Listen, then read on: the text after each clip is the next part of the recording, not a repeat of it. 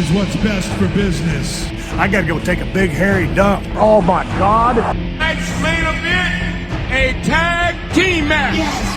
Come on, 26! Hello everyone and welcome to the Let's Talk Wrestling podcast. We are back, and that may not make any reference to any people that have just joined us here before, but yeah, it's myself, Turbo Tony. We've got Matt Marsander. We'll introduce ourselves here because we're relaunching this series, and if you haven't heard us before, we basically talk all about professional wrestling. We talk about WWE, general wrestling news. If you come here looking for TNA, unfortunately, we don't talk that much about that. But we talk ever about TNA? Well, we talk every now and then, yeah. But yeah, we basically, you can catch us here on YouTube. You can catch us on Podbean, so you can have it either way you like, podcast, or you can watch us up on the YouTube. And this is almost like our pilot relaunch episode. So it's been what, 8 months or so? Yeah, we've been. I mean, anyone who knows. I mean, I'll introduce myself there now. My name is Tony. I do YouTube videos as well. I go by the name Turbo. That's just a nickname of mine. And me, myself, and Matt. We've been fans of wrestling for a long time. We've dabbled in and out of the ring ourselves. Matt was a little bit more. He took to the ring more than I did, shall we say? But I'm a big fan of professional wrestling. I've been watching it ever since. I'm one of those weird people. I mean, I know I hear a lot of people that say that they got into wrestling because their family started or anything like that. I think you're the same, aren't you, Matt? Like I didn't watch it because my dad watched it or my brother watched it. I just watched it. Yeah, nobody in my family understands it. Yeah, exactly. Yeah, so we're kind of one of those weird sort of like we're like the first generation of wrestling fans. The black sheep of the family. Yeah, yeah. How can you watch what is essentially EastEnders in a square? Yeah, exactly. Yeah. So we're both English, but I live in Ireland. And that actually goes into the reason why we stopped doing LTW for people that had been watching it beforehand. I became a dad for the second time. So I've got another little girl, and obviously that took precedence. Matt was very patient. He kept bugging me all the time to redo it, so we're starting back up again now. But yeah, that's the reason why we stopped. She's old enough now, let's go. Yeah, she's old enough, yeah, so we can carry on now. And I don't plan on having any more kids in the near future. I barely have enough free time as it is. So I think that's it for breaks. We're going to be doing this every week on a Saturday. You'll either come out on Saturday or the Sunday. You'll get it sometime during the weekend anyway. Yeah. That's pretty much me. I mean, like I said, I've done YouTube videos before. I do the editing and some of the visual stuff on the channel, and on the videos as well. And Matt is just there to sound sexy. Talk. Yeah. I turn up to give the voice. Exactly, that's it. So yeah. So do you want to introduce yourself a little bit, Matt? I think, to be perfectly honest, you've covered it, pretty much enough. Yeah. I need to turn around and say we're not complete rookies in this whole thing. Yeah, exactly. Yeah. We like I said, we've done a few of these. I think we did about 15. Podcasty sort of stuff beforehand, didn't we? So we kind of know the drill. This won't be a bleeding in period. We're not veterans by any means, but we're definitely not newbies when it comes to this. So, and I like the fact that you're keeping a little bit of mysterious about yourself. You know, a bit of mystery about the mats. So okay, we might as well get right back into it. We don't want to waste too much of your time. You came in to listen about wrestling and our views on professional wrestling and WWE. Big week in WWE this week. It was Survivor Series, one of their big four pay-per-views of the year. I don't know whether you can think of it. Do you think it's still one of the big four pay-per-views of the year, or supposed to be? Yeah. They mentioned the traditional Survivor Series match. So I guess it is still there. Well, what would you say? Number 4. Yeah. So you got Mania, Rumble, SummerSlam, Survivor Series. But I wouldn't even rank it. I mean, we're going to go into reasons why we didn't particularly like SummerSlam and everything like that. But I actually think that TLC takes its place now. I think TLC for me is an event I get more excited for each year, which is actually coming up. Announcement, yeah. Yeah. I know because of the tradition. I mean, Survivor Series is the second longest running pay-per-view that WWE has, but the way it's been treated recently is been pretty poor. And I thought the build up to this pay-per-view was very much lacking. And I know you and me have been very critical about some of the pay-per-views that they've built up in the past. The last pay-per-view that we reviewed was Payback, which is months and months and months ago now. But we were very critical of the build-up to that. They got a little bit better. I mean, I thought the build-up towards SummerSlam was very, very good. But I think that... But SummerSlam's the biggest party of the summer. Yeah. And they can't exactly sort of do a half-assed job for it. Yeah. Well, you thought that maybe they couldn't do it. I don't think they treat Survivor Series the way that they definitely used to. And I thought, yeah, okay, it was cool that we got a Survivor Series match, but they used to mean something back in the day. But then wouldn't you say that when they brought in bragging rights, that would have ruined Survivor Series? Yeah, but they don't even do that anymore, really, do they? Bragging rights, because it meant nothing. All you got was a trophy. I mean, I think they did that for a couple of years, and they got this trophy up, and it was stupid, really, because you never saw the trophy again. It didn't matter if SmackDown or Raw won. They mentioned it maybe the week after. They can't do bragging rights now anyway, because of the fact that there's no separate brand. So, but that's a whole different pile of fish, really, to go into. We'll go into more things like I said, the general thought about Survivor Series with you means that we thought it was pretty poor. Apart from, which is a growing trend of WWE, the opening match, if it involves either the Shield or the Rhodes Brothers, it's going to be an amazing opening match, or any match that's involving them. But it's like, we don't want to have the Heavyweight Championship as the opening match anymore. We'll find something else. The Tag Championship, yeah. But at least with the Tag Championship, it's a match that I know both you and myself really care for. Yeah. We remember like tag titles matches from ages ago, and they're starting to get back to that now. You start looking at some of the tag team championship matches that they've had of late. They've been absolutely brilliant, and I love them. I mean, there's one thing. I mean, I know you and me dig on WWE a lot, and there's a lot of things that we say that they do wrong. This is one thing that they are doing right, and they are doing very good tag teams at the moment. I'm liking the Usos, liking the Primetime players, liking the factions that are coming in, like the Wyatt family. I'm still not liking Los Matadores. Nah, they're a bit too gimmicky for me. Yeah, but I mean, it's either that or have Primo and Epico, which were going nowhere anyway. So I mean, I don't see it that bad anyway. But anyway, we'll go into Raw. We are going to reference Survivor Series anyway. The reason why we're not going to go over every bit of Survivor Series is because otherwise this would end up being like a 3-hour podcast. So we're going to go over Raw, and we're going to reference all the things that happened. Because I mean, to be fair, a lot of stuff that happened on Raw was actually sort of a rehash of what happened on Survivor Series. Like the Divas match. Yeah, we'll get into that anyway. So we'll go from top to bottom. The opening segment. We at the end of Survivor Series, they when Randy Orton defended the title successfully against Big Show. Yeah, which I saw coming anyway. They weren't going to put the strap on Big Show, but definitely not. Orton and Cena, we're going to get to see them fight again, but for the unified title. Well, not unified.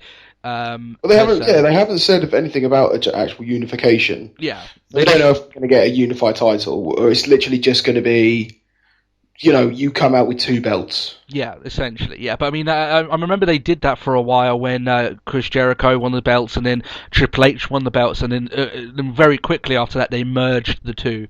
And there's a lot of conversation we can go around this, whether we think this is the end of the World Heavyweight Championship, of why Orton and Cena are going against each other again. I mean, I might take a bit of heat for this, but I don't have too much of a problem with Orton and Cena going against each other now. Despite the fact that I know that a lot of people are sick of it because they went against each other, like I think it was about 2011. They just went. It was. To be fair, we're talking about at least 2 years ago, and I think that the year of Cena Orton has long past us, and they've both gone off and done their own thing since. Yeah. I mean, I know I can understand why some people might not want to see this. Might want to see maybe Daniel Bryan against Orton, or Daniel Bryan against Cena, or, with the double titles or something. If they stuck with Bryan, I know that I would have preferred if Bryan had been given a longer run with the belt, and I hope he does go back up to their status as one of the guys that has organically sort of like melted into the crowd, and they've kind of gone back into him, So, but. I personally, I don't see that much of a problem with this. I think it's actually quite interesting. We've been talking about that they could do unification. I mean, it's not as if the World Heavyweight title has meant something huge over the last couple of years. It's spent so long just being, the second tier belt. It is the second tier belt, yeah. It's almost like giving back some prestige by saying, we'll just mix it in with... Yeah. This is almost like we're doing a unification because they're meant to be the same level. Don't forget. Yeah. Rather than you just completely forgot about the World Heavyweight title, didn't you? Yeah, I mean the reason why they brought the World Heavyweight title is to have a championship on each brand, but that doesn't make a difference anymore because the brands have been merged. There isn't really brands anymore per se as they used to be. So. Yeah, I mean they haven't exactly treated the title well. I mean, let's face it. Anyone who's held that belt has lost pretty much on all of the TV shows and then retained it every now and then on the pay-per-view. You look at Alberto Del Rio's track record with that belt; he has lost to a lot of people on Raw and SmackDown with that belt. Yeah. Until it comes to the pay-per-view, then he just goes, "Oh, I have to be angry Mexican." And, pretty much, yeah, and. So, yeah, I mean, I don't have a problem with this. I think it's actually quite interesting, especially if TLC is going to be in a TLC match. If these two guys go out there, they could perform a pretty decent match. I mean, that's one thing that I can give props to Orton with, that, in terms of wrestling ability, he is good. I mean, a lot of people don't seem to give him that much credit. He's pulled off some very good matches. I mean, I remember the likes with Christian. He had that rivalry with him. He had some fantastic matches against Christian. To be perfectly honest, even going back to the year that was Cena and Orton changing hands all the time, there were some good matches there. And we did have, granted, it did get a bit stale in the 60-minute Iron Man match. Yeah. Especially when it's like, oh, you've just given me everything and you've thrown me through the thing, but I'm Super Cena, never mind. Yeah. But some of the matches were of good caliber. Yeah, well, yeah. So not necessarily the Iron Man match, but even just their singles matches. I know that you look at it a little bit more favourably than I did, because I mean at that point in wrestling, I was very sort of burnt out at that point anyway. So just to see this constant, I don't like this program where they give guys like 4 pay-per-views to go against. I think it makes it very stale very quickly. I think at most you should have 2 pay-per-views, which is one match and the rematch. You know what I mean? I don't think you should be playing hot potato with the belt this much. Because I think then it gets very stale. I mean, you look at the Bryan Orton matches. By the end of that program, I didn't want them to even look at each other on TV anymore because I was just done with Bryan and Orton. So one thing I want to actually add on this as well. One of the things I know, Randy Orton gets a lot of stick, especially the last couple of years. The fact that he isn't very good in his promos, that he's very sort of stale and wooden. I actually saw a little bit of small signs that maybe he was sort of getting a little bit better in this promo anyway. There was a bit in here where he starts going off to the crowd and he started going, "Oh, I'm the best" and everything like this. It reminded me a little bit of when Orton was better on the mic. I mean, it comes off anyway that it comes off a bit scripted regardless, because, I mean, they are just hashing out these lines, and Orton forgets his lines or gets his lines wrong on, probably once every 4 weeks or whatever, so, but I just thought that was good anyway from him, regardless, whether it was just a one night off or... No, I'll reserve judgment on since promo skills. That's probably the wise thing to do anyway. But yeah, all in all, I thought it was a pretty less way to start Raw, because we knew that the unification was going to happen anyway, and they seem to be sort of telling this sort of. The storyline is getting a little bit soap opera-y, the fact, you're going with John Cena, I knew you were in cohorts with him, but you're in cohorts with me, dun dun dun, sort of thing. It's a little bit there, but it's PG. They have to do storylines. They have to try and do something new. This is something at least a little bit new. So I mean, I don't know much of a I was reminded you're just going with PG. I know it's completely off topic, but what the hell are they doing sponsoring an 18-rated game like Rise? Really? Oh yeah, I didn't even think about that actually, to be fair. Rise son of Rome, 18. Welcome to Raw, PG. I've actually seen some of the reviews of that, and some of the executions are pretty brutal, and you wonder why they didn't show them on Raw. You know what I mean? They just... It's like a man dressed in Roman armour. That's the most they can show. Yeah, that's what I mean. I mean, at the end of the day, anything that gives WWE money, they don't really care. They're going to put it up on there. They don't.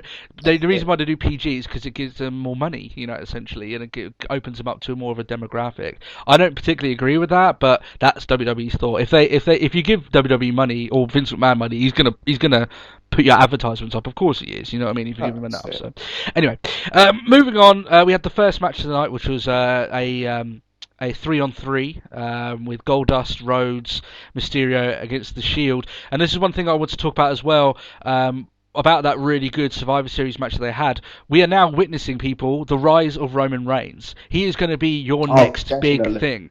Whether you like it or not, he is the rising star. He is now the chosen one out of the Shield. Is that something that you agree with, or? Yeah, by far. I mean, to be fair, rumours were going around prior to that saying that Roman Reigns would be the one, and it was really just a matter of time. And then on Survivor Series marked the 1 year anniversary of the Shield. Yeah, and it was at that point that it's like I was really shocked to see that Dean Ambrose being the first to be eliminated. But I was, to be perfectly honest, I was set in the ways, just going on about the Survivor Series match. The Rey Mysterio's team will win. You don't have a guy return like Rey Mysterio and then lose at the pay-per-view. Yeah. But what a push that Roman Reigns is now going to be on. Yeah, I mean, he was coming out like a blazing fire, and yet again in this match as well. I mean, you can just tell the fact as well that they gave him time to celebrate in the ring without the Shield coming back is very poignant. The fact that they gave him that moment to himself. Yeah. I don't think we're going to see the Shield much longer. You might get a couple of more months out of them, and then I can see Reigns maybe getting a huge push when it comes to Royal Rumble. I can see him eliminating lots of people. I think it's safe to say you're going to see that sort of separation between the group. Yeah. I mean, it was only 2 weeks ago that you had Dean Ambrose basically going, I'm the best, I'm the one that got the job done, I'm still holding my title, sort of thing. Yeah. And you can clearly see that in the Roman Reigns and sort of Seth Rollins looking at him just like, you what? Yeah. They're at that point now. To that point where it's literally just like, oh, I'm the best. Well, Dean, why were you first eliminated? Yeah. It was.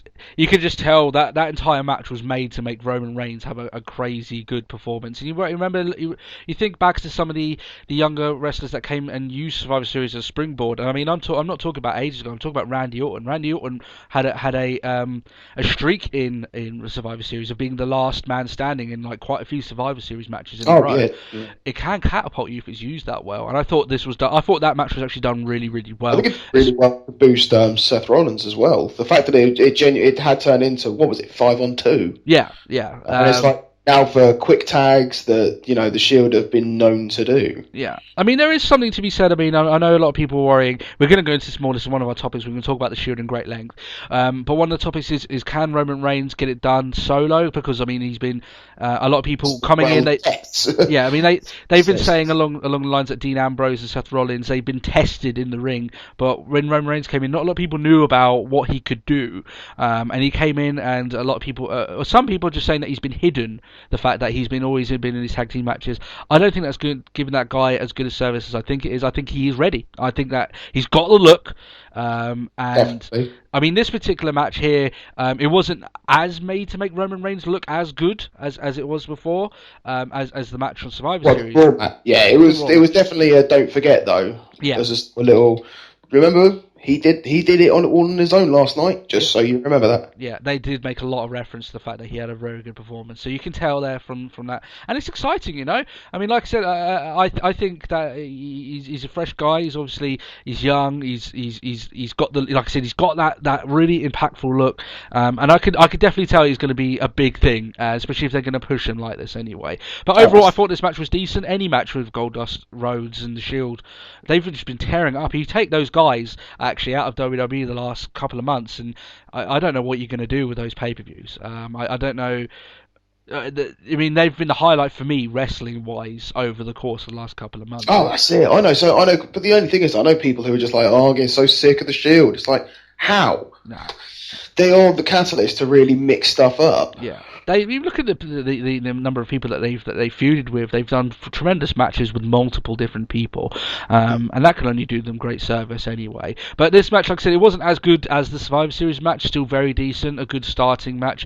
I personally, because I'm a little bit more. I'm a little bit more of an Attitude Era watcher. I started watching during that time. I would actually had this match start off the show rather than. I don't like opening segments having like long talking periods like they did. Yeah. I would much rather had this match get the crowd hot and then you come out and you do that match and then you come out and do the segment. Okay, we'll move on anyway. The next part as well was it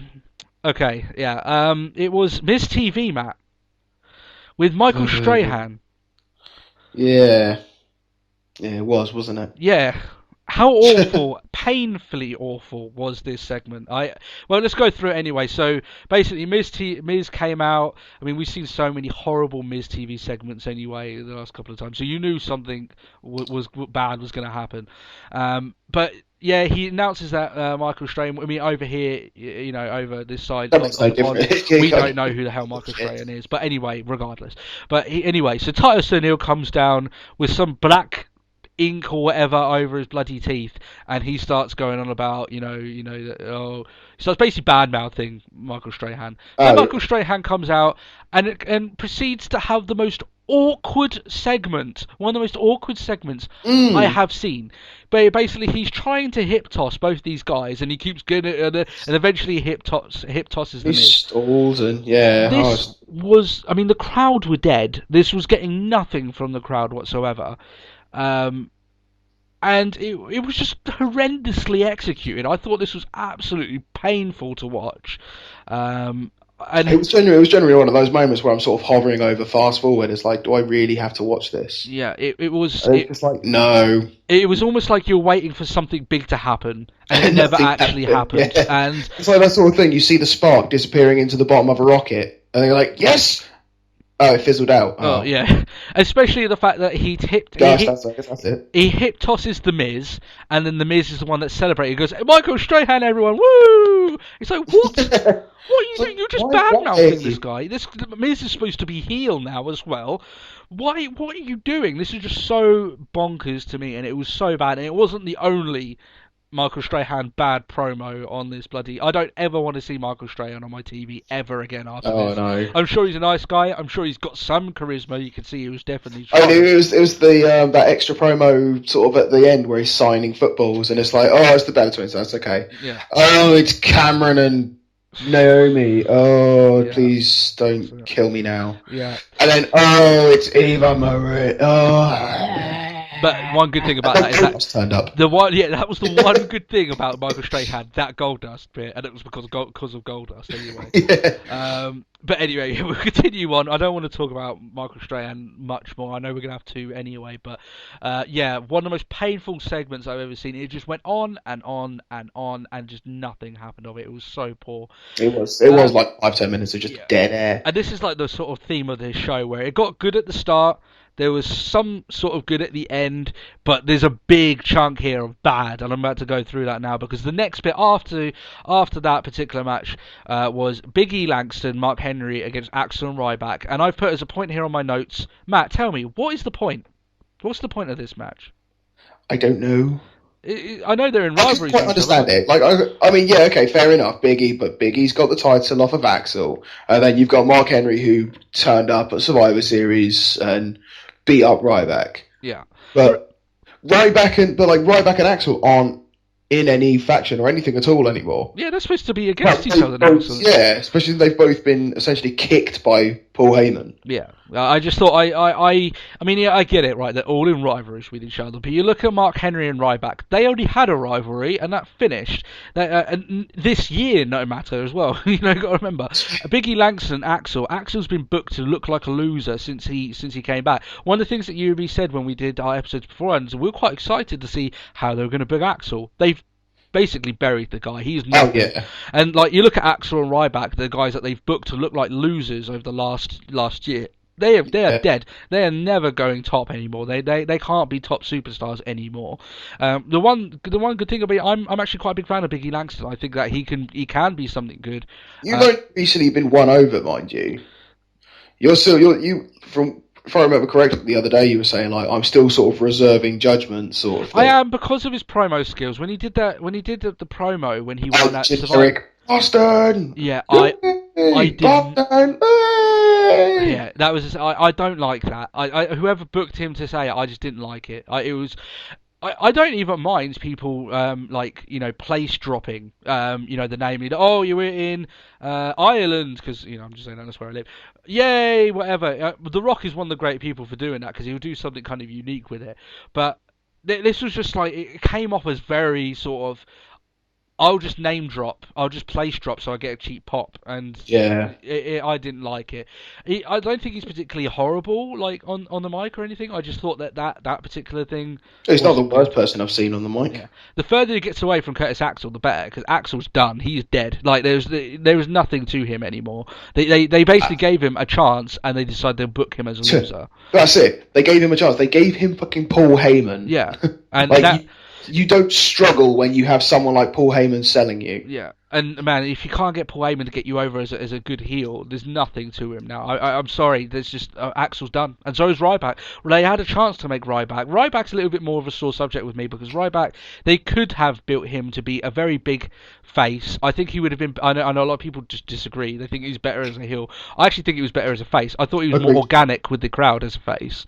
Yeah, but and just how often, when he was around as a face, you would literally have the entire stadium just chanting "Feed me more." Yeah, which he doesn't have. Right now, it's literally like he comes out and people are like, "I know you're a heel, but I really don't care about you." Exactly. Like, boo. Yeah, they have this sort of issue WWE moment. They don't know how to really book good heels. They book these heels that come off as whiny. I'm not going to. You're not a face. You are kind of a heel, but it's not the fact I want to cheer you. I nothing you.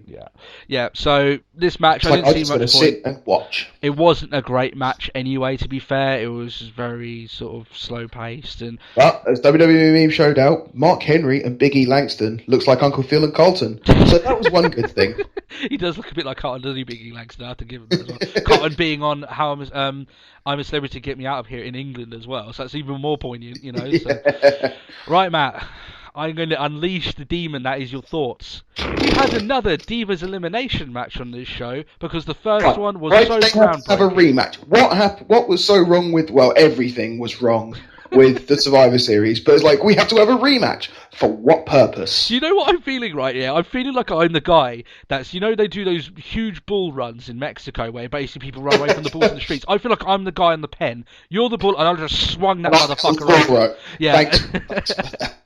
Yeah, no, I completely agree with you. This is the first match that they had a Survivor Series was so poor. It just showed everything that was wrong with the division as it is at the moment. Well, yeah, actually, because I was going to say there's like 2, 3 that I could basically say can wrestle. Yeah, but they weren't given time to or anything like that, So, like Tamina was given a lot more time on the Raw match. Yeah, no, I get that and everything. But I mean, we saw very little of what AJ Lee can do. She's one of the better wrestlers that they've got there, and I just thought that it showed some of the really lacking wrestling skills that are in that division. You look at some like they had Eva Marie and JoJo involved. You're really talking about the pinnacle of wrestling skill in the Divas division now, aren't you? No, yeah, exactly. I mean, I don't know why they did this, and this actually goes into one thing as well that they did this a few times on this match where they gave you. This actually happened in the CM Punk Daniel Bryan against Wyatt family.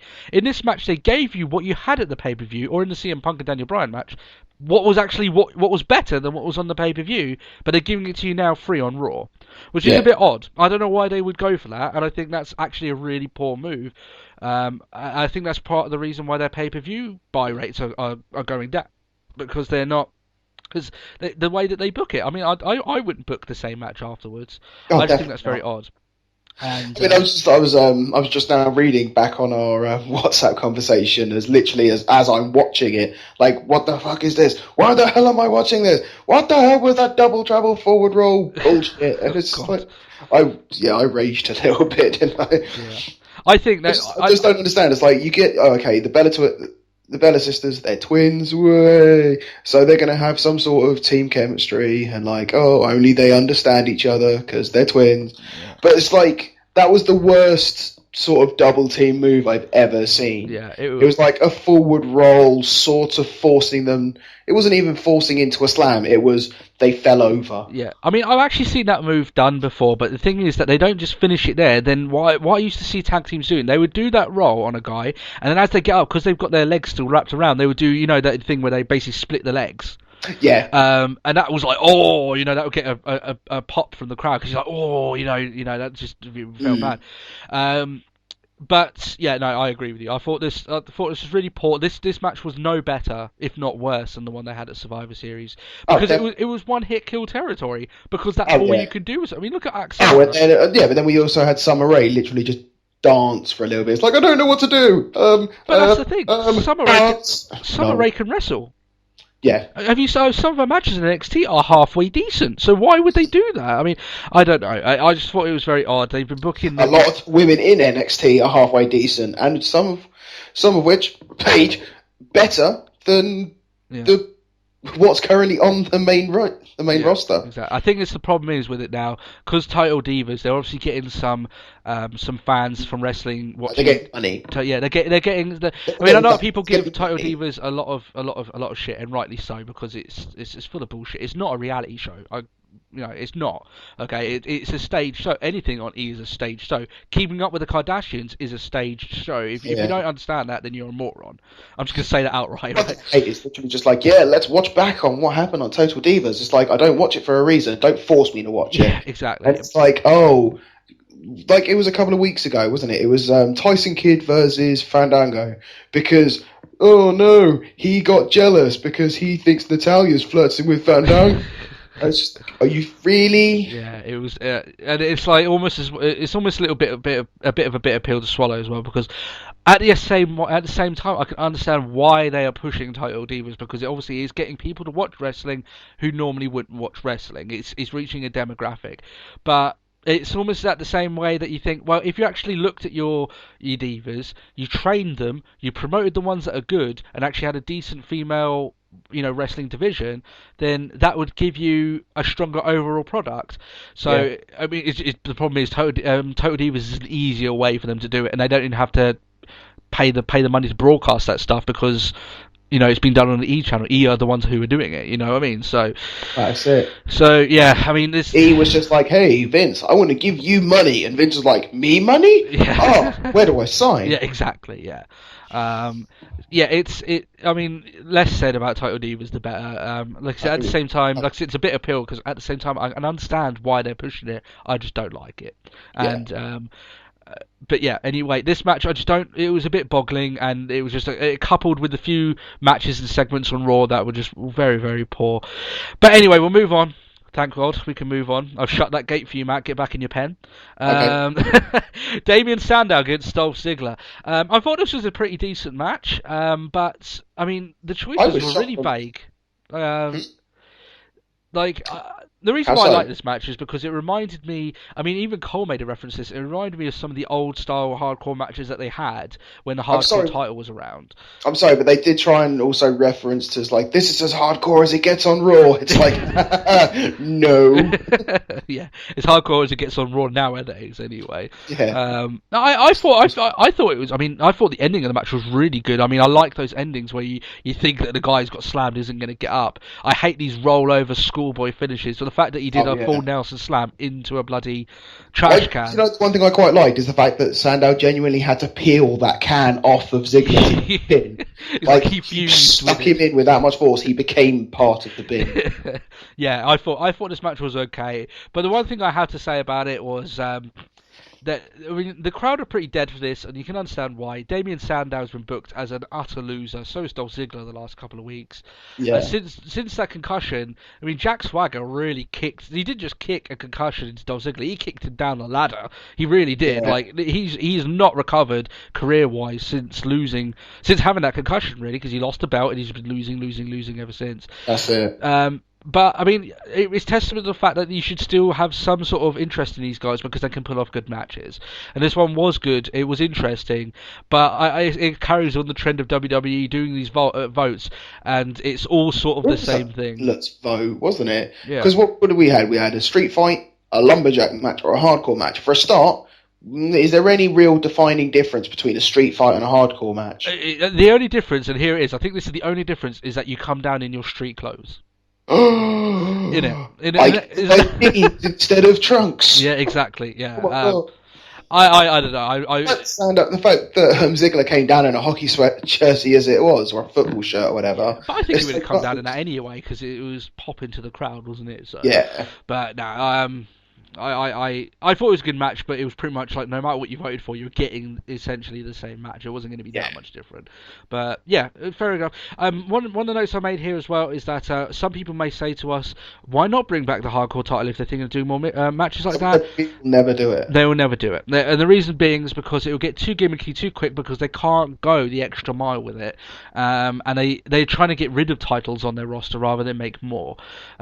Personally, I would like it. I love the 24/7 on Raw. I thought it was absolutely brilliant. Some real, especially when it's just like, hang on a second. Oh, what's going on backstage? Quick cut into backstage, and there's someone just pounding. Yeah, there's someone like pinning someone in their sleep, or like they had a WrestleMania where like the title changed hands like 7 times. It was brilliant because every backstage promo, you're like, who's gonna win it now? And it'd be like the weirdest people. I know it was very gimmicky, but then you got right to the end because you'd have your current champion just like right, it's like hiding in a corner, just like really paranoid, just like who's gonna get me? Yeah. And then suddenly, like the Hurricane turns up. Yeah, and he just like pins someone out of nowhere. I think like Molly Holly was like the hardcore champion for a while. I'm getting so many good memories of that belt now. But nah, we're never going to see it now, and the reason being is like I said, they're trying to get rid of titles. They're not. Yeah, it's not they like they're can't going to do it now. They're going for the whole. This TLC is going to be for the WWE and the heavyweight, and it's not like they're going to go right. We're going to lose the heavyweight title and bring in the hardcore. Yeah, no, they won't do that. Yeah, I don't see it coming back. We'll see Cruiser come back first. Yeah, exactly. Yeah, cruiserweight title. Oh God, nah. Anyway, so next match on well, it wasn't next match. It was another Michael Strahan segment with the sheet mask. Another pointless segment. Yeah, and Santino doing the worst impression of fear. Yeah, I didn't like this at all. It made no sense, and it wasn't as if it was trying to make the Wyatt family more scary. It was just weird, and it was just like, okay, what was the point? I'd much rather they battered the guy in, really, to be fair. Yeah, but I mean, it gave like Santino a chance to try out his Hannibal impression. Like that's pretty much how it sounded when he was trying to be scared. As he backs out a frame, and it's literally just like, yeah, put the mask on. He makes a sound every small step it makes going backwards, sort of thing, you know. Yeah, yeah, it wasn't a good segment. It was just a filler segment, but whatever. Anyway, CM Punk, Daniel Bryan against the Wyatt family, the entire Wyatt family. This is the match they should have had at Survivor Series. Definitely. Yeah, again, another one of those which should have been a pay-per-view match, not on pay-per-view. Yeah, and they've given it to us for free. I don't know why. Like Raw beforehand, which was that 12-man tag team match, I would have happily have watched that at Survivor Series. Yeah.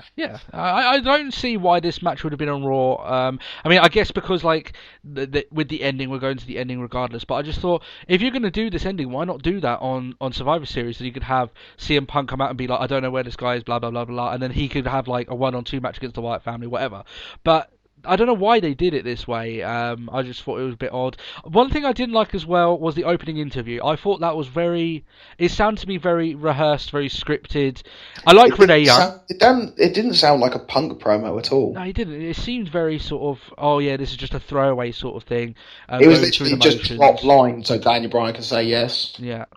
So yeah, I thought it was set up just to be there. I like Renee Young. I'm not saying that she's a bad interviewer or anything. I just thought the way that this was billed was a bit poor. And I thought it just followed a little bit of a trend in the show. That it was just a few things that they tried to do, but just didn't come off very well. Which is like I said, is rare because CM Punk is one of the best promo guys that they've got, but it just came off very stale. And I've got one quick question for you. Go on. Who would you say is more over, Punk or Bryan? Oh, Bryan, without a doubt. Yeah, CM Punk is established. I mean, you can't. I'm not saying anything bad about CM Punk, but Daniel Bryan. I mean, loads of people have been basically stealing his yes chant. No, Big Show. CM Punk's been doing it now. That every now and then when they're in the match, they just start going up with their fingers and everything. I think what Daniel Bryan has with the crowd is very, very. It's almost like it just grew out of nothing, and that's the best sort of things. And I don't know why they didn't capitalize. I don't know why he's in this feud. He should be WWE champion, in my opinion. But you know, yeah. I mean, are you under the same sort of feeling? Like, oh yeah, definitely. Yeah. I mean, you can't exactly hide the fact that pretty much every person in the arena is going to be shouting yes. Yeah. I guess it's that sort of interaction with the crowd that Daniel Bryan provides, because like with Punk, he doesn't have a chant. Oh, that's it. It's down to the chant. Yeah. I mean, one of the great shots that WWE have each week, when they have even the most dead of crowds that they have, is when Daniel Bryan comes out, he starts doing the yes stuff, and they pan and they look at all the people that's doing the yes chant. It makes the arena look like it's alive. It looks like they're really, really into That's it. Yeah. I just don't know why they just don't put a big stamp on, a big rocket on that guy and just shoot him up to the moon. Maybe because they think he's small, that he's, you know, whatever. I don't know why they chose to take him out of the main event picture. Yeah. I think if they don't give the guy the strap in the next 12 months, I think they're done. I think that they've wasted yet again another really sort of just normal growth between a wrestler and the crowd. Well, yeah, especially someone who's so established with the crowd. Yeah, I mean, I'm not asking for like a year-long reign with the belt, but at least give him a couple of months or something. Oh yeah, we're not talking about like chasing down CM Punk for his longest title reign or anything like that. But just give him a credible title reign. That's all I'm saying. I mean, CM Punk had an enormous title reign, but nowadays about 3 or 4 months is a decent title reign to have. So anyway, so yeah, the match ended with Daniel Bryan being taken away by the Wyatt family. It ended in a DQ. Interesting. I like the way they're going with this because now you don't know what's going to happen. There is the one thing that they did this to Kane, and now he turned out being part of the Authority. That's true. But then I've also heard I can't remember where it was. I read it, but it was someone's theory, and it's quite a good theory actually. The Undertaker will come back as someone who's leading the Wyatt family. The Wyatt family, who are constantly just like, oh yeah, we're here set by the devil and all this lot, and it's just like, well, I see a rivalry between the two. I don't see Undertaker leading them. I don't know. I think it's to the. Whilst it's a good theory, it has sort of got to that point where you like the Undertaker. No, he is the one. He is his own. Yeah. He doesn't lead or team or nothing anymore. Yeah. Well, unless it's Kane. Yeah, I mean, he'd have to be around a lot to be part of a faction. I don't think that Bray Wyatt needs to play second fiddle to anyone in that faction. He is so good on the mic when he's delivering those promos. So make him play second fiddle, I don't get that. I can see him delivering really great promos if his faction were against Undertaker. The stuff that he can come out with, he could really do a good promo with that. I see what you're thinking. Yeah, no, I don't like the idea of that personally. But I think that this is interesting. They could end up I don't think he's going to come back as a heel, but they could come back that he's just been like battered or whatever. Come back as a heel. Huh? It's just because Taker can't return as a heel. No, I mean Daniel Bryan. Oh, Daniel Bryan. Yeah, he'll return as a heel. Yeah. I think it'd be sort of like a mind warp manipulation sort of thing. I can see them doing that. I just think it would be wrong. I don't know why you would do that, because it's sort of like the thing that if you're going to do this you do this for people that haven't got over as a face. He is got over as a face, as a huge face. He is their second biggest face on the roster apart from John Cena. So I don't see why you would do that. If someone's established, then that's fine. You leave them as it is. But like someone like CM Punk now, where he's been faced so long, he's sort of going through the same routine. Maybe he goes heel. I wouldn't have a problem with that because it's something, I'd rather see Punk go heel again. Yeah, I think I like Punk. I think Punk carries heel better. Yeah, I do. But anyway, a lot of people. I just want to make a quick reference to the fact that the Shield attacked Randy Orton. I know I've seen a few comments saying it makes no sense. Why would they attack? Oh, I'm sorry, not Randy Orton. They attacked Punk at the end of the match. Well, he badmouthed the Authority before the match, so there you go. It does make sense. Yeah. At least WWE are being somewhat consistent, and that's the reason why they attacked Punk. So yeah, that's fine. Next match on the card was Miz versus Kofi Kingston. I've put another note here that why should we care? And this is Miz. I will be brutally honest with you here. I fast forwarded it. Yeah. I don't blame you. I think that when they put these matches up together, I mean, fine. If they want to turn Miz heel, which is apparently what they're trying to do, then they've really messed up his heel turn. Because I don't know if he's heel. He's just kind of acting a little bit like a prat, which he normally does. Yeah, he's just being a dick. Yeah, it wasn't a great match. I've made huge reference to the fact that I'm not a fan of Kofi Kingston. I think he's very boring. I think he's very samey. If anyone's more stale than John Cena on the roster, it is Kofi Kingston. Doesn't matter how long he decides that he wants to wear, instead of trunks, he's wearing, like tights. Nah, that's not different to me. You got to change something about your character. So yeah, just throwaway match, and we're going to move straight on because there's no point in talking about that anymore. One thing I do want to talk about here is the next two segments, which were very, very good. The first of which being Mick Foley's awesome WWE shot promo. That was that had me giggling, and I loved it. That was so well done. I have to give her props. Every now and then, Mick Foley comes back and he comes up with this really good promo. Sometimes it's a little bit off. This was so good. It just showcased everything that was good about all the characters that he's made. Especially if it's like if you ever forgot about them, it was just that lovely reminder. Like even Dude Love, it's just like, but nobody's going to question with what the dude. He's just like, he hasn't skipped a beat when he must live. I wonder, his wife must wake up one day and then suddenly he's just like, okay, which Mick Foley am I dealing with today? Oh, it's new today. Oh god, here we go. He's like, in the boiler room rocking back with, okay, it's Mankind today. We'll deal with Mankind. Understand right to do. It's like, oh god, here we go. Out of all the WWE, I mean, I don't actually mind these WWE shop promos, even though Zack Ryder's was painful, so was Great Khali's. I know why they're doing it. It's coming up to Christmas season. I thought this was by far the best one that they've done of these little sort of WWE shop. They don't need a new one. They should literally just run that one every year. Yeah, just do that every week now until Christmas. I would be more than happy to see it. No, we don't even have one for next year. We just run that Mick Foley one again. So yeah, Mick Foley, big thumbs up. You're awesome.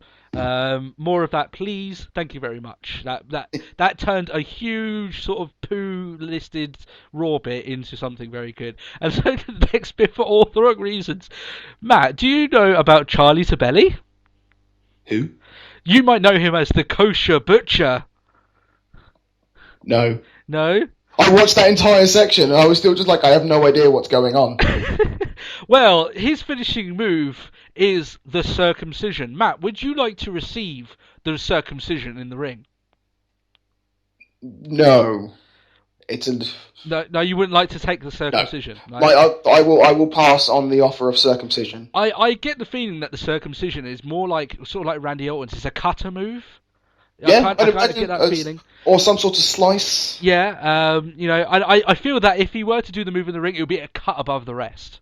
Oh. What the hell? I don't know if they had this pre-planned or he just came out with it. This was gold. I thought this was so painful to watch. This was like the Michael Strahan stuff. I was waiting for that little bit that just made it worthwhile. And as soon as he came out with circumcision, it made it all worthwhile. I have no clue what was going on here. I was just like, eh? It seemed to catch Jerry Lawler so off guard. He just did not know what. The fact that you've struck gold when Jerry Lawler is speechless. And for that, Charlie Tabelli, the Kosher Butcher, will remain in my memory for a very long time. But yeah, brilliant. So I hope you liked all of our Kosher Butcher gags there. If you can think of any more, leave a comment or send us a message. I'm sure we'll enjoy them. Okay, next we saw the debut of Xavier Woods on the main roster against Heath Slater. Wrong, because he was in a tag match the week before. Oh yeah, sorry, yeah, I forgot. Yeah. Anyway, this is his singles debut against Heath Slater. Xavier Woods, if you don't know who he is, he's been at NXT for a while. I don't mind the guy. I think he's got lots of energy. I thought he has a lot of energy. He's really charismatic, actually, from watching NXT. Yeah, I mean, you've watched a lot more NXT than I have. I catch the odd episode every now and then when I have the spare time. But what I've seen of him, with a guy who's only seen him a few times, I don't mind him. What I don't like, though, is everyone that's around him. The reason being, why did he need R-Truth's blessing to be out there? And why did he need the Funkadactyls to come down? Exactly. He has his own music, though. That's the one thing. His music in NXT is quite similar to Brodus Clay's, I will admit. Because he sort of comes out and he does the whole little dance. He did it better than Brodus Clay, to be fair. Yeah. It's not hard. But, yeah, that's true. But I couldn't understand it. I was like, great, I have to see the Funkadactyls again. Yeah. I was like, I don't want to. Cameron just does not deserve to be on my screen. Yeah. Whenever I look at her, all I can think of is Austin's face with her saying, "Oh, you mean Austin of?" You know, the inside Austin's head was, "I don't want to go punching a woman." Yeah, exactly. Yeah, and to be fair, it was sort of like a moment where, like, what are you doing here, sort of thing. She doesn't know how to wrestle. She obviously doesn't care about wrestling, but she's got a Total Divas, and she's getting more TV time than Paige. Yeah, that's it. Also, yeah, no. Where time the people who actually deserve it. people that have really sort of gone through the mill and really put in the in-ring work. I just don't know. I think if you can't wrestle, if you've got a female personality, you can't wrestle in the match, make them a manager. I don't know why they don't do that with more teams. Yeah, that's true. I mean, if you can't wrestle, that's fine. I don't have a problem. Paul Heyman can't wrestle, but he's a fantastic wrestling personality. There is room for that. But like, Sana started off as, well, I say she started off considering she brought in Cesaro. Yeah. She was Cesaro's manager. And that was fine. That was acceptable. And I was like, oh, I want to wrestle. No, you don't want to wrestle. No, she's... and you think as well, how many years has she been in the company now? I mean, she's been there a very long time. There's been no progression. And she's not as if she's on TV every week either. No. I like the fact we started talking about Xavier Woods and we're going back to the Divas now. We need to stop this, man. We need to stop this. Xavier Woods, energy. Really raring to go. I like... maybe cheesy 90s sort of little snippets when he's about to do his little rolling clothesline thing. Because like last week was it's morphing time, now it's over 9,000 forward roll clothesline. I love it. Yeah, no, I like it. I like Woods. I think he's good. I just think that the further away he gets from the faces of the roster that are going nowhere, the better. Otherwise, he's going to merge right in with them, and he shall be forever out of the grasp of the main event. So I don't think he'll ever be huge. Like, he's not going to be the next John Cena, but he's one of those guys that I would be excited to see. You know, each week, unless they book him horribly, which they have done with a few of the guys they've brought back. That's Curtis Axel. Yeah.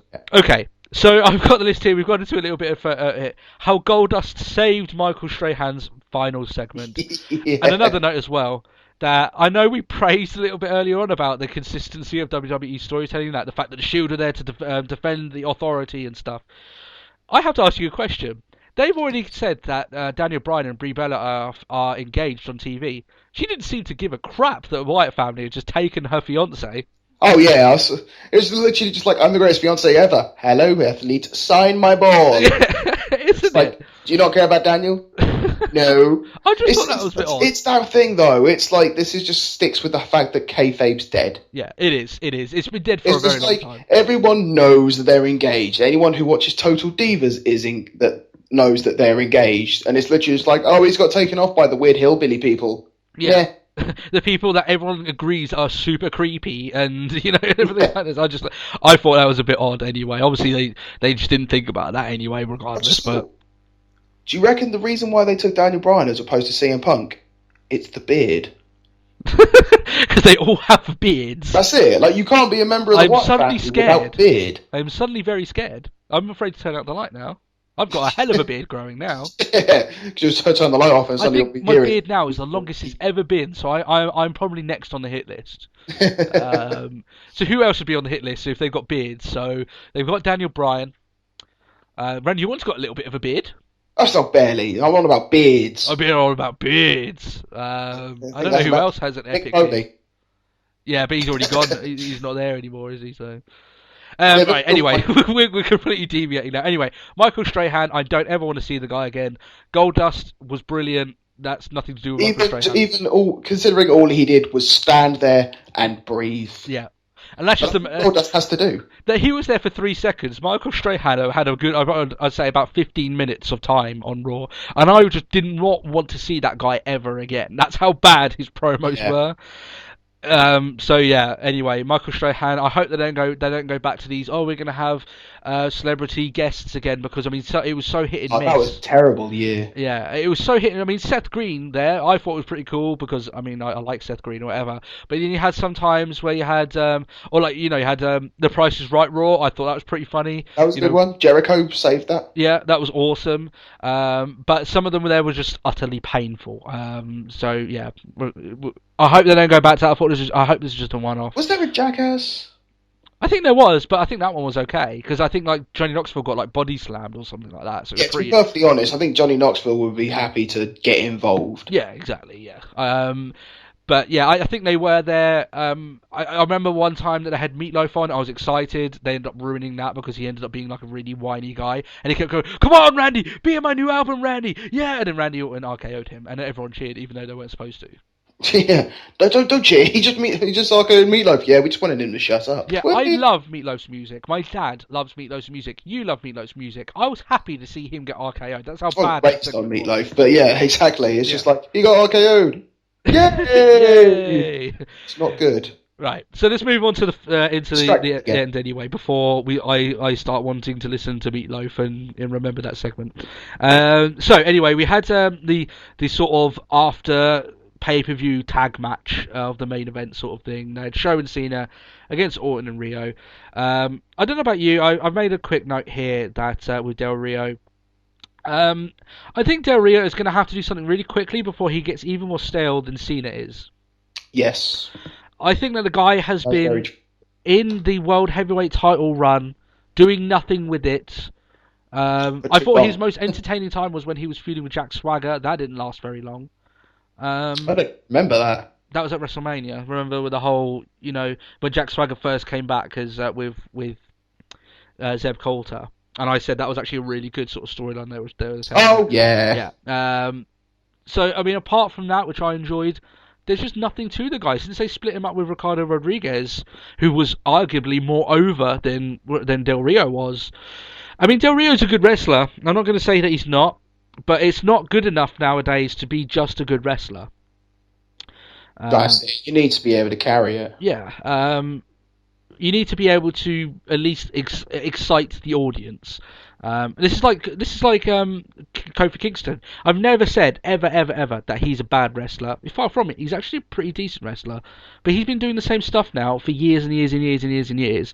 And I think Del Rio is exactly the same. The one thing that was sort of to him was that he had his cars. They took the cars away from him, which I'm kind of glad because it was getting a little bit old anyway. It was going to reach an end. Where it's like, I think we've seen this one before. Yeah, and it started coming around. Everyone just knew they were rentals, and it was just a little bit stupid. Like with all the cars he was coming out with, all these new cars, and JBL was like, "That's a $250,000 car." Del Rio would have to be richer than Vince McMahon to be afford all those cars, let alone go back to his house and get $250,000 car. It's Del Rio's own personal car, and then he gets out, and you can clearly see that there's like a bag over the driver's seat, or like there's the plastic wrap over all the seats because they're on rental cars and they're luxury rental cars. Yeah, no, I just thought that was very odd. But they've done nothing else. All they've done is put little flags on the turnbuckles, which I thought was odd. That Big Show was fine with it being turn up with a flag. Yeah, I thought it was odd that on this match there was a bit on it where I was thinking, like, Show, why don't you just piss off Del Rio and just knock over one of the flags? Yeah.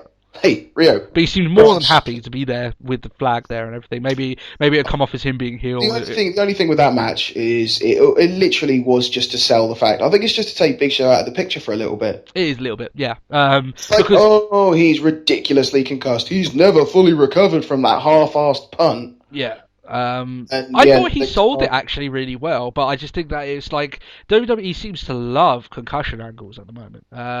This isn't the first one they've done this year. I think this is the third concussion angle that they've done. Ziggler, Triple H, yes, and this one, which is the third one. Yeah.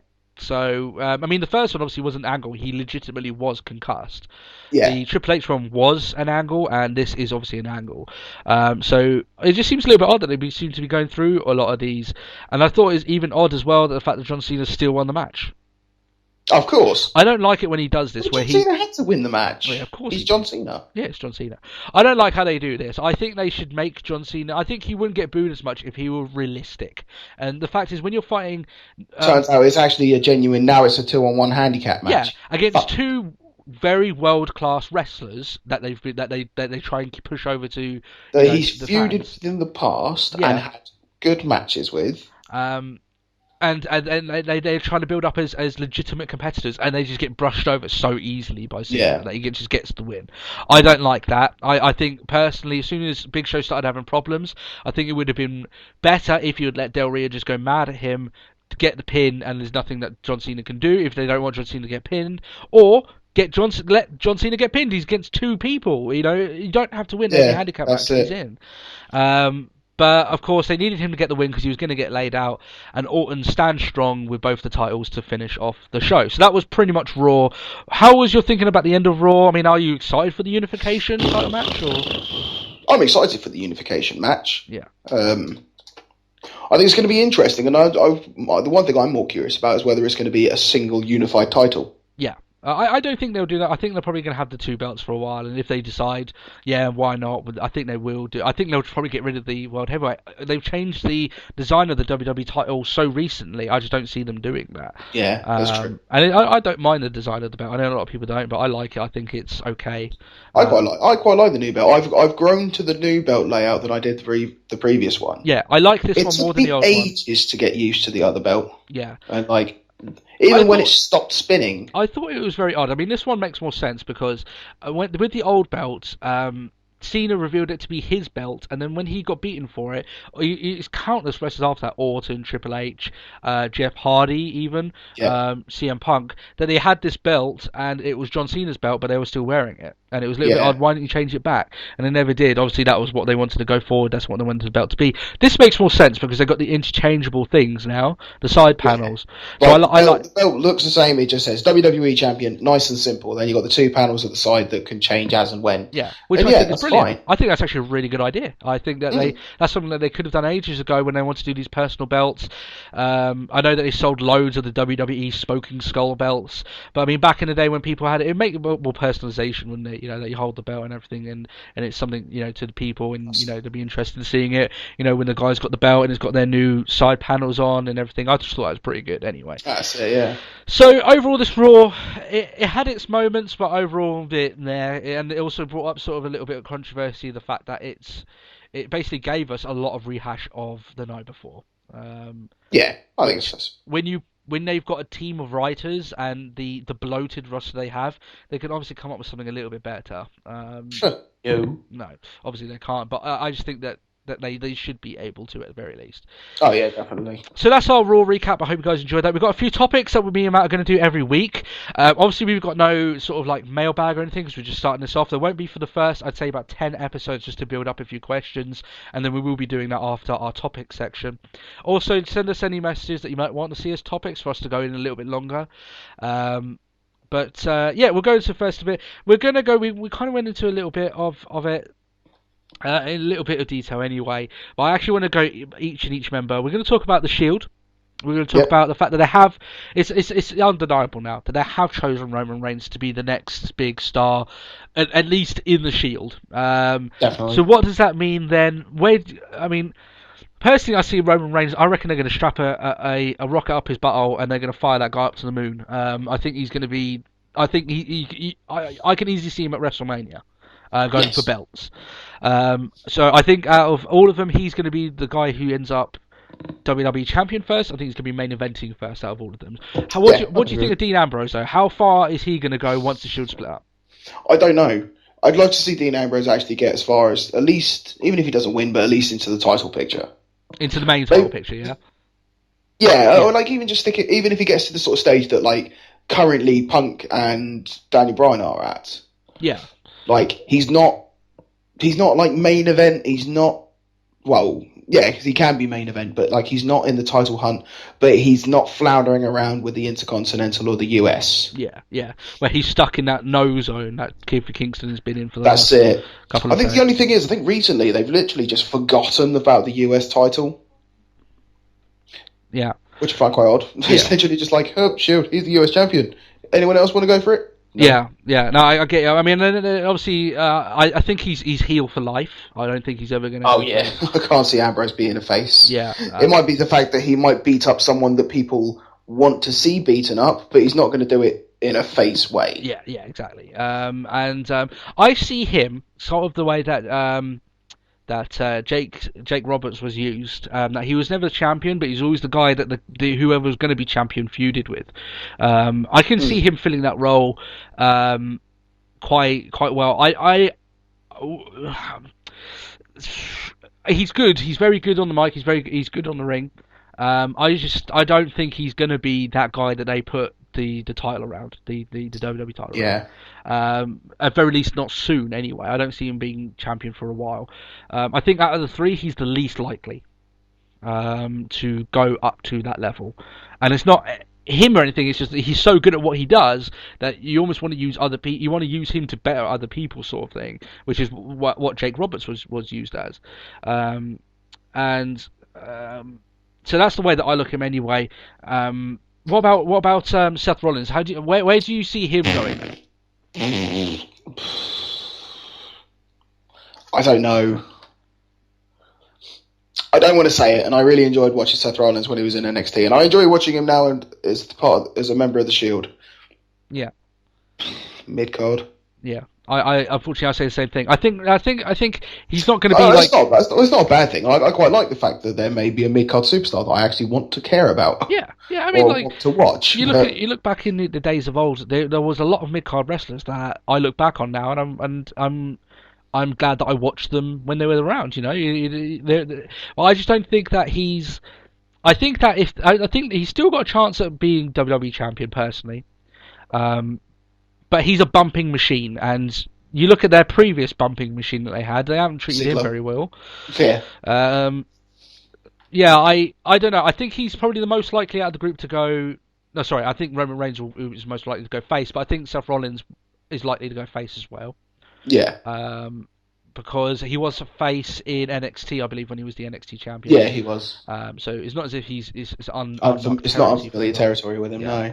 He's the one that I'm most worried about when they do split up, because Dean Ambrose can use his promos to stay relevant.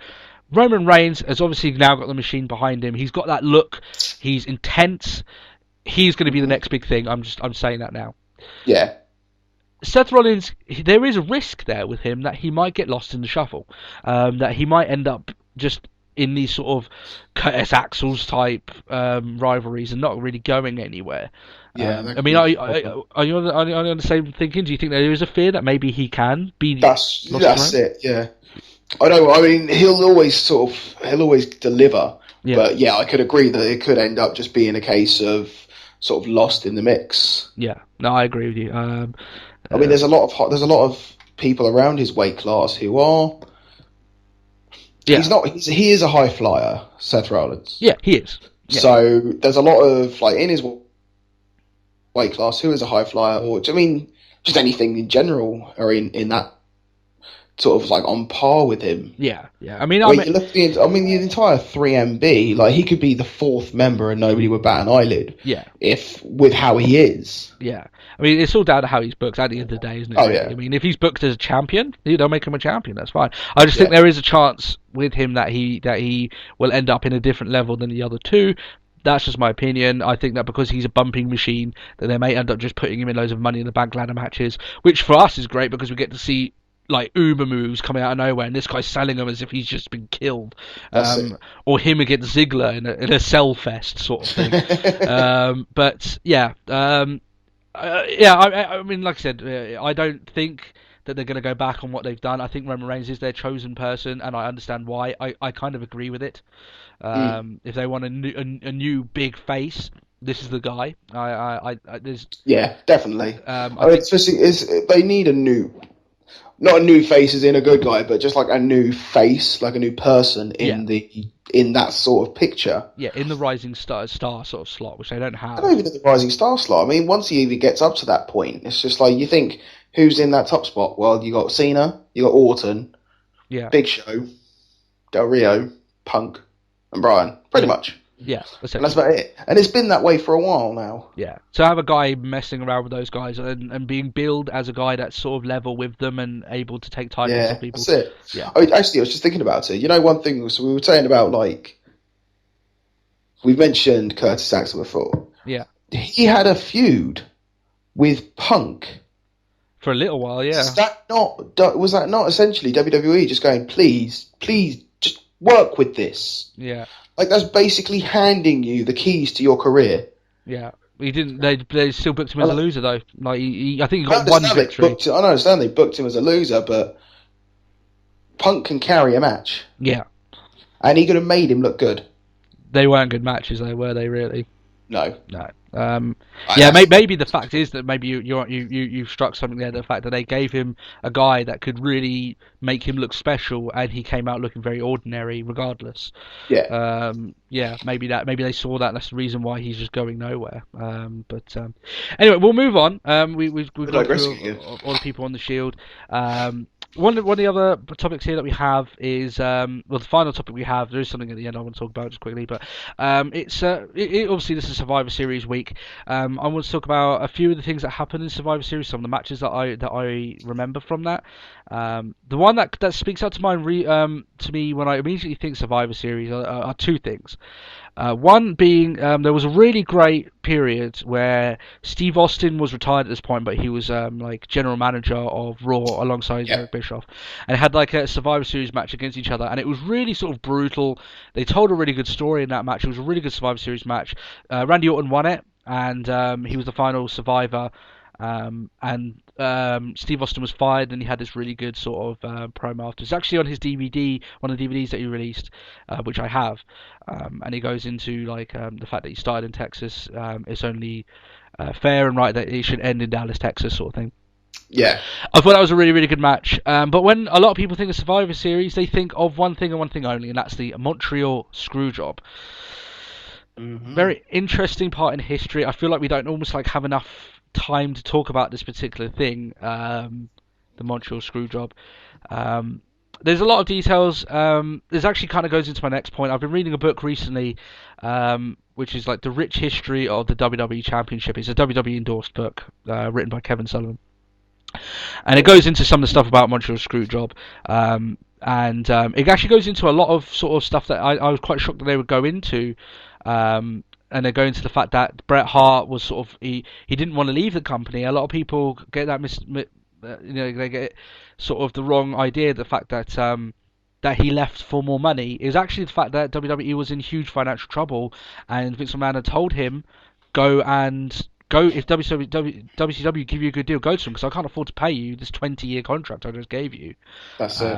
And so a lot of people don't know particularly regarding that, and even a lot of the DVDs that WWE released prior to the olive branch that was given to Bret Hart and he came back don't even make reference to that. They just say that he wanted more money and he was going to take the title to WCW and I couldn't let that happen and all this sort of thing. I don't think we're ever going to see something whatever you like. Yeah, we're never going to see that again. No. No, it's not that Vince has learnt his lesson. It's just that there's no competition to make Vince act that crazy, and that's truly what it was. I mean, essentially, it was him panicking. He wanted the title to be dropped to Shawn Michaels. Bret Hart did not want the title to be dropped to Shawn Michaels. He agreed, which is something I think was a little bit wrong as well. He agreed to drop it on a house show, a non-televised show. Yeah. I don't think that's good either. I think if he was that bad against it, then he should have worked a deal that he could have done it on Raw or something along those lines. He didn't want to lose the title in Calgary at Survivor Series to Shawn Michaels, a guy which he did not like at that That's time. it. It was even just backstage knowledge that it's just like the pair of them literally had to sit in two different sides of the arena. They did not like each other, and that was it. All started off when Shawn Michaels initially retired. Well, not retired. He went away for a while because he lost his smile. If you remember that promo. Yeah. Bret Hart did not like it. He did not like the promo. He thought Shawn Michaels was just being Shawn Michaels, and he didn't like it at all. And so when he came back, and obviously he started off with the click stuff, the hate just got worse and worse and worse. He didn't want to drop the title to him, and then Shawn Michaels agreed with Vince McMahon to do the screw job. And I think there's actually a reference in that book where a quote from Shawn, who actually says that he spoke to Bret a couple of minutes before the match, and Bret was telling him how much he respected him as an athlete, and he hopes they have a good match. And apparently Shawn Michaels said that he felt like a scumbag because he knew what was going to happen. He knew that in less than 30 minutes or whatever, that they were going to screw Bret Hart, they were going to make him look like a fool, and they were going to run away with the title, and they were going to basically disrespect him in the most heinous way. Oh, that's it. So, yeah. And it's just like, yeah, cool, I respect you. It's like, I respect you too, but... Yeah, exactly, yeah. That just, I mean, there's a lot of stuff in that book. If you actually are going to get that book, take it with a pinch of salt, because while that bit I found was actually quite honest, and I actually went to a lot of stuff that's very sort of anti-WWE in that section of the book, it's a WWE endorsed book, and this is one thing that you need to be wary of. Whenever you're buying a WWE endorsed book, it's from their point of view, and a lot of the facts aren't facts. So you have to take that into account. Sort of manipulated in their ways. Yeah, there's a lot of stuff. Like they said that some of the matches in there were instant classics and they'll be remembered in the annals of time. I remember them being absolutely god awful. They said that that I think it was Undertaker and Sid had one of the most classic matches, WWE title matches. What? Yeah, and it was one of the worst WrestleMania main events I've ever seen. It was poor. And there's just a few bits like that, or they want to change the facts or anything like this to kind of suit WWE, and it's weird that book because sometimes they do and sometimes they go almost against themselves. But anyway, that's my piece of advice for you this week. Whenever you're watching a WWE stamped DVD or book, take it with a pinch of salt. Just because it's edited by WWE people, yeah. And Vince McMahon will get the last say on that. If it makes him or the company look too bad, he's not going to do it. You even look at the Triple H DVD that they released recently. They cut out a lot of stuff to do with China because they just don't want to reference the fact that she's a porn star now. You know what I mean? Yeah. But it's still, but she was still part of the company at them. And still, if they're looking back at Triple H's career, China was a huge part of his career at that point. So, yeah. She played a major part in actually sort of kick-starting. Yeah, but obviously they don't want that reference, so they remove it. They change their history to suit their agendas. So just be careful of that. Anyone that's doing that anyway. I would recommend the book if you want a quick read. It's not great, but some of the more the book goes on, the more it goes into more modern day stuff. It's almost like the writing gets a little bit poorer. But some of the early stuff is quite interesting, especially if you don't know that about how the WWE title was born and all that lot. So I'm sure you can find it at your local library or you can order it. I would just find it at your local library. That's what I did. You get it for free. You can read it. It's not a long read. And you just get through it, and that's it. You don't have to pay for it. I'd probably be dirt cheap off Amazon if you really wanted to buy it. I imagine so, yeah. I mean, it's a pretty hefty book, but yeah, I imagine you can anyway. So I wouldn't rush out and buy. It's not exactly like one of Chris Jericho's books that when he releases them, you got to go out and get them. Nah, that's it. That's a buyable book. Yeah. It's not like that. This is just sort of it's just looking back at the WWE title from WWE's point of view. Yeah. So that's essentially that anyway. So I mean, I think that pretty much wraps us up actually. So safe to say we're done today. Yeah, we've done our fair share. If you're on our YouTube channel, please leave a like, subscribe to the channel as well so you don't miss another one, and leave a comment or send us a message if you want to ask us any questions or just your own opinions or any of those Kosher Butcher marks just to make me smile. If you're we need more Kosher Butcher gags in this world. We do. And yeah, if you're also listening on our podcast, I hope that you guys enjoyed it there, because we've got two different ways that you can watch us now. If enough demand goes up for it, I will get it up on iTunes. So if that's something that you do demand, let me know. I will listen to your feedback.